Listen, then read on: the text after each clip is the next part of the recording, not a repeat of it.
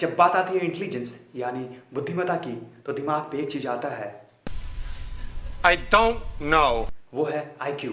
तो नमस्कार दोस्तों, चलिए शुरू करते हैं।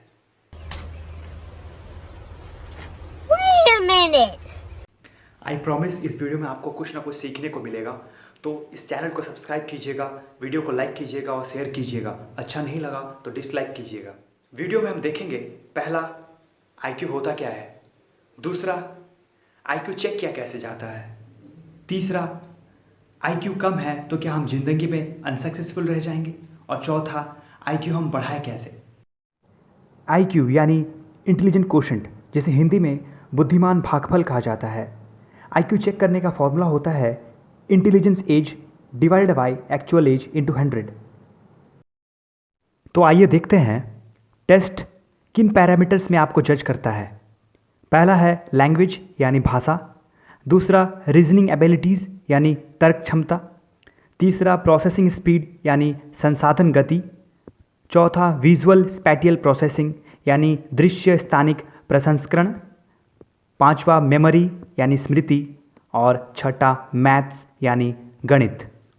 दूसरा है how to check your IQ यानी अपनी आईक्यू कैसे पता करें। इंटरनेट में कई सारी वेबसाइट्स हैं जैसे 123test.com, iqtestacademy.org। ये वेबसाइट्स आपको रीजनिंग टेस्ट देती है और उस टेस्ट के आधार पर आपको आपकी आईक्यू बताती है। कुछ वेबसाइट्स के लिंक्स मैं डिस्क्रिप्शन बॉक्स में डाल दूंगा, आप जाके अपना आईक्यू चेक कर लेना।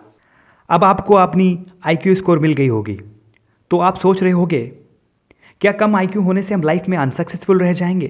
तो आइए कुछ अल्ट्रा सक्सेसफुल लोगों के आईक्यू देखते हैं, जैसे mark Zuckerberg 152, Bill Gates 160, Steve jobs highly successful 160, Jeff Bezos 150।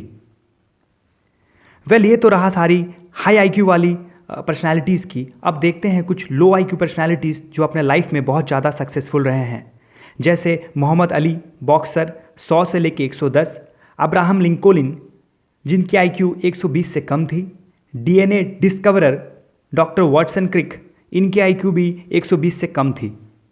तो ये देख के पता चलता है कि लो आईक्यू वाले अपने ब्रेन को ट्रेन करके सक्सेस हासिल कर सकते हैं। अब आता है सवाल, ब्रेन को ट्रेन यानी अपनी बुद्धि कैसे बढ़ाएं।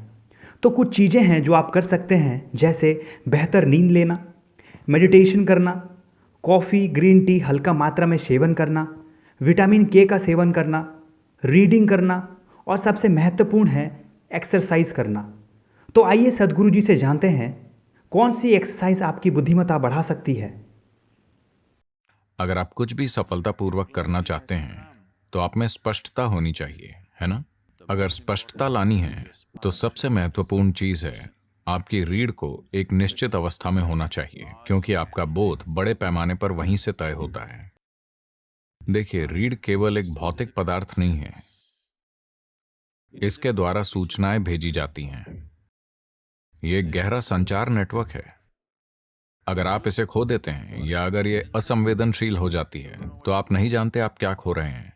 आप कुछ ऐसा खो रहे हैं जो अद्भुत है। तो ये सिर्फ शरीर का एक हिस्सा नहीं है, ये हमारे सिस्टम में होने वाले संचार का आधार है ना?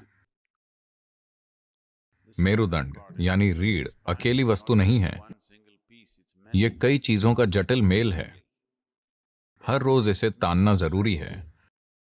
अगर ये खुद में घुस जाए तो रीढ़ की संचार क्षमता आमतौर पर खो जाती है। तो ये योग नमस्कार रीढ़ के कमर के इलाके को जबरदस्त तरीके से सक्रिय कर देता है। ये रीढ़ की मांसपेशियों को मजबूत करता है, रीढ़ को ताकतवर बनाता है, ताकि उम्र बढ़ने पर रीढ़ के झुकने से जो नसों में दर्द होता है उससे बचा जा सकता है।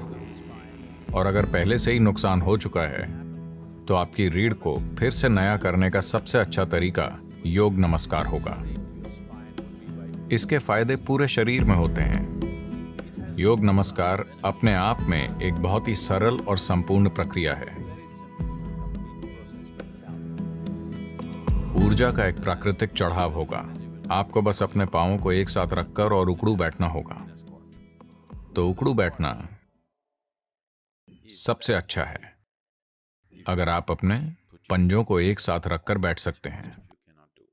आप में से ज्यादातर ऐसा नहीं कर सकते। फिलहाल बहुत कम लोग कर पाएंगे। हम बहुत ज्यादा ऊर्जा नहीं चाहते। तो अगली सबसे अच्छी चीज है कि आप अपने पैरों को कंधों की सीध में रखें, उतनी ही दूरी पर जितनी आपके कंधों की चौड़ाई है। आप 21 बार कर सकते हैं। 21 करने के लिए एक अच्छी संख्या है। अगर आप उतना नहीं कर सकते तो 7 से शुरू कीजिए, धीरे धीरे। हर 2 दिनों पर अगर आप 1 बढ़ाते हैं तो लगभग 40 दिनों में आप 21 पर पहुंच जाएंगे, जो एक अच्छी संख्या है। आप देखेंगे कि इससे आपकी काम करने की क्षमता में एक जबरदस्त अंतर आएगा। अगर आपकी बुद्धिमानी, आपकी बुद्धि की तीव्रता को मापने का कोई तरीका हो तो आप अंतर आता हुआ देख पाएंगे।